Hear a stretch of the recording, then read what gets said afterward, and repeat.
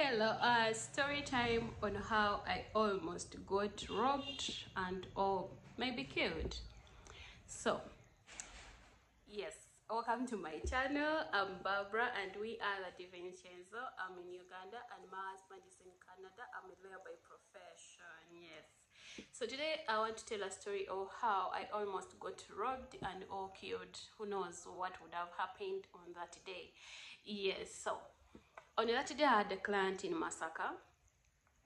They had their civil wedding, so I had to travel from Kampala to Masaka, and I used in the morning I used a bus global.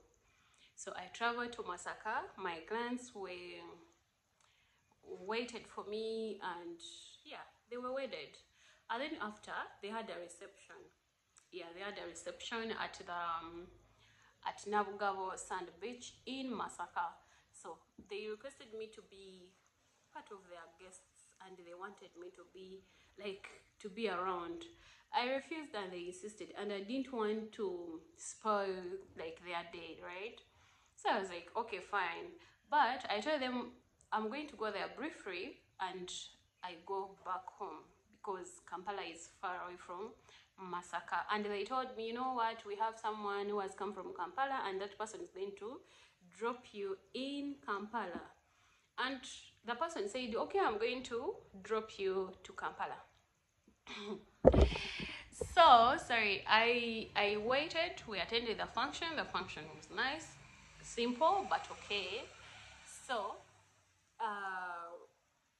when I was in a car, when we were coming back from Masaka to Kampala, my spirit was telling me something bad might happen, and my heart was like, remove everything from that bag. So I had two phones, the iPhone and the Techno. Mind you, this iPhone was was stolen some time back, and then we had to get it through police. We had to track it and we got it. So I was like, my spirit was like, you might lose those phones.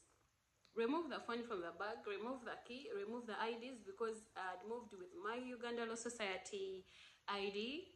I had moved with my national ID because I was going to face the cow. You know those people in upcountry districts, the way they behave. So I was like, I have to go with my identification documents just in case they ask for them, right? So I had my national ID, I had the Uganda Law Society card, yeah, identity card, and I was like, I cannot stand to lose my ID, not even my card, not the phones, and not the keys to the house, right? So I got the keys, I got the phones, put them in the bra. It sounds funny, but yeah, that's what I did. I put the phones in the bra.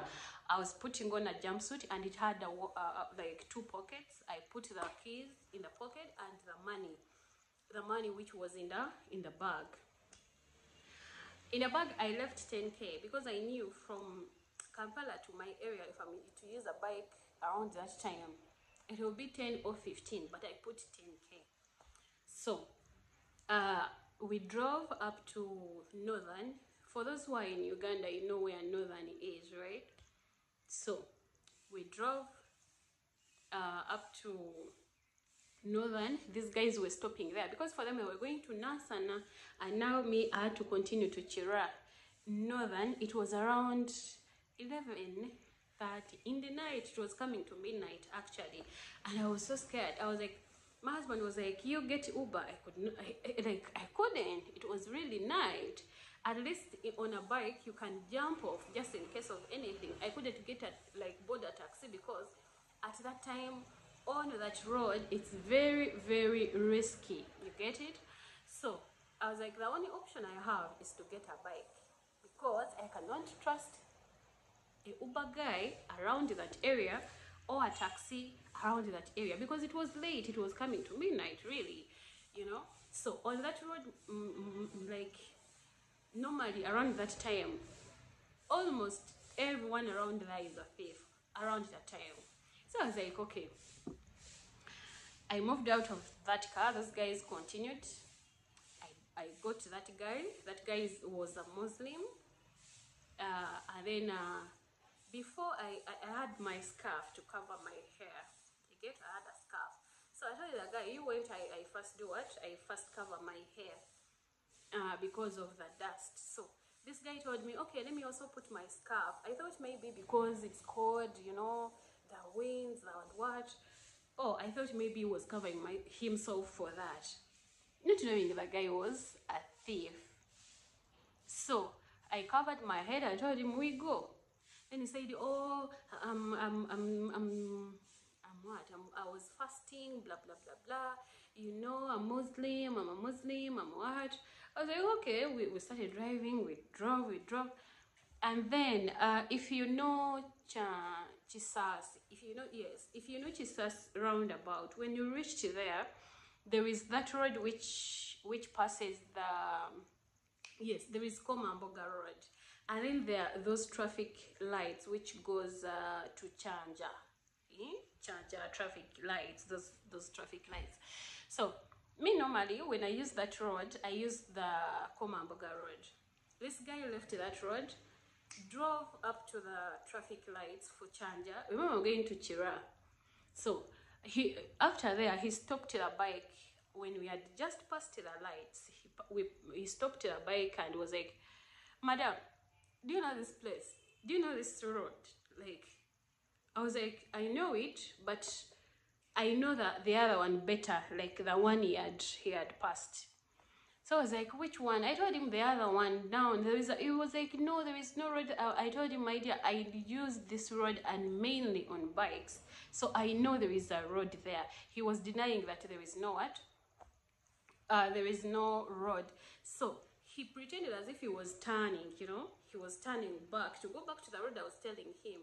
Little did I know that he was waiting. He was looking behind to see that his counterparts are also following us. You get what I'm saying? So he turned the bike like the bike like this, and then he started driving in front. He didn't go behind. Little did I know that this guy was planning with other guys on a bike. So we drove.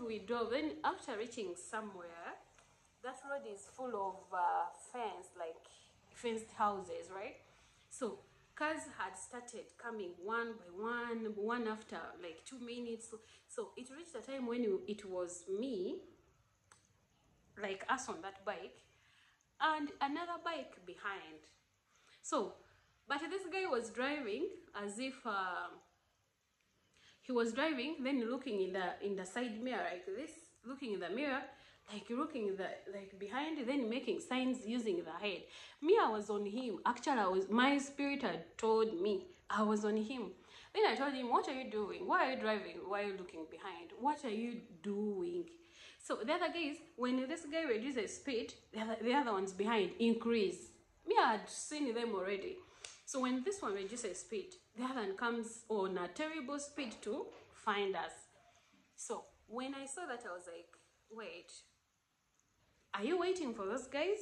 Are we going with them or what? Then he was like, oh no, like, why are you even complaining? You're the one looking behind. And then I asked him, you're saying I'm the one looking behind. How did you see me? Yet you're supposed to be driving. How did you see me? Oh, I've been seeing you. Your head is behind. You're looking behind as if you want to tell me that you want to go with other people. Blah, blah, blah. I told him, please. I came with you. I've been seeing every move you've been making. If you don't want to take me home, stop here. And then luckily enough, a car came from where we were going. A car came. And then these guys felt had me shouting at this guy. The guys behind on us. They had reached us actually. So when they saw the car coming and I was shouting, they decided to drive off. There were two. They had a dirty bag. I don't know, maybe it had a paver, it had a hammer, it had something. Maybe they wanted to come, then hit me on the head, and then they take off. You get? They take my bag and they take off. Because the place didn't have people. The road was empty. So it was me and my God, right? the guy started like continued driving the bike. Then we found 3 people on a certain stage. Then he started saying, oh, I don't know that road, I don't know that. I was like, you don't know that road, and yet you're the one who I said you know this better than the one I was telling you. Then he asked those people, where's the route to Nigeria? Like the road to Nigeria. Then those guys directed us to that road which connected us to Nigeria. That's how I survived, because Nigeria doesn't have, like, has a lot of cars no matter the time, unless when you've traveled like at 4 or something, but at least cars are there, you know.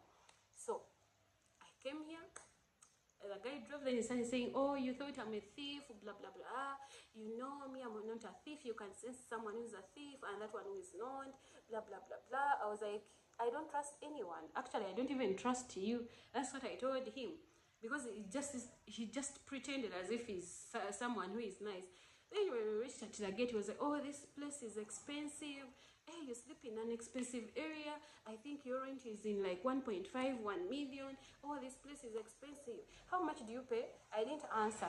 So I thank God, because my husband normally calls like after like 30 minutes, 20 minutes. That day he didn't call. He didn't like do those consistent calls, you know. So he called me when I was at the gate, when I was knocking the gate for the askari to do what, to open for me. And then this guy like saw that I had put the phones that I didn't have anything in the bag. If they wanted to grab the bag, it was okay. It had only a 10,000 which I gave him. So that's how I survived. Who knows what would have happened to me? Who knows really, if it wasn't God and the Holy Spirit which guided me, like, which made my eyes open, maybe I would have been dead by now. So guys, if you're traveling at night and you're in Kampala, be careful. Not everyone is human. People are out there looking for money in a bad way, you know. So yeah, that's how I survived. Anyway, I thank God that I'm still alive. And guys, thank you for watching, thank you for subscribing, thank you for liking my videos.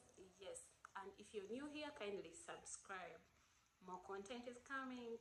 Love you all. Bye.